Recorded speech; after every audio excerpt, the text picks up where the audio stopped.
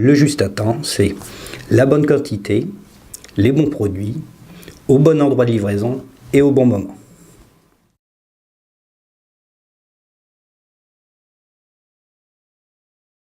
Tous les produits fabriqués chez nous sont des produits vendus qui répondent à des spécifications clients. Et donc par rapport à ça, on va remonter la chaîne jusqu'à la production de ce produit. Tout le monde le sait, le stock, eh bien, c'est de l'immobilisation de capitaux, c'est de la surface, c'est des risques d'accident, c'est des risques de détérioration de la qualité et ainsi de suite. Donc nous sommes comme toutes les entreprises, nous cherchons à supprimer tous ces gaspillages et le juste à temps est un des meilleurs outils pour justement chasser ces gaspillages et d'être dans un système le plus lisse et flexible possible.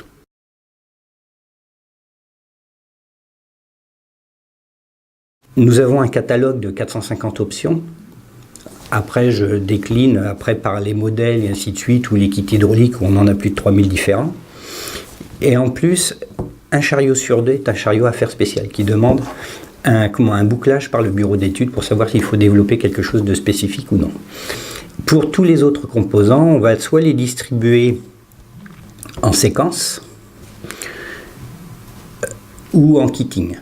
D'accord? Donc là, séquence, nous on appelle ça Junjo. Donc ce sont des pièces à forte valeur qui vont être montées sur un et un seul produit. Donc on sait directement ce produit-là, tel que ça va être un moteur, un pont avant, enfin tous ces gros composants du chariot élévateur, les sièges et ainsi de suite, vont être mis en séquence, eux aussi, figés et qui répondront au spec du produit défini par le client.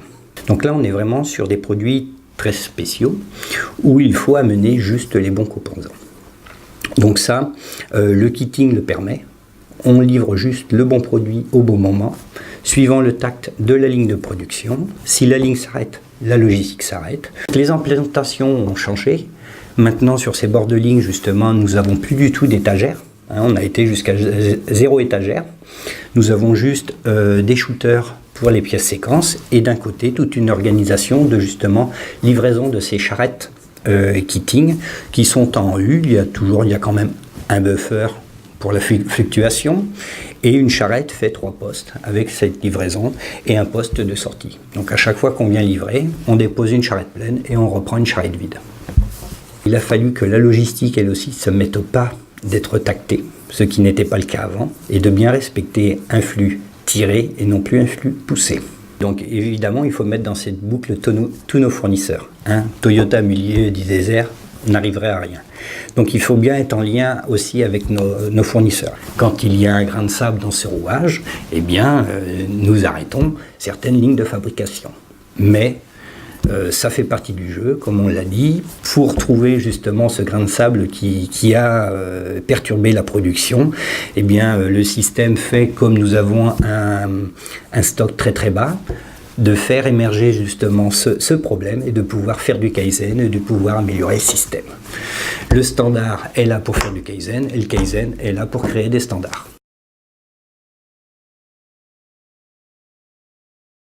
Les moyens robotisés et autres sont de plus en plus performants, nous en utilisons évidemment.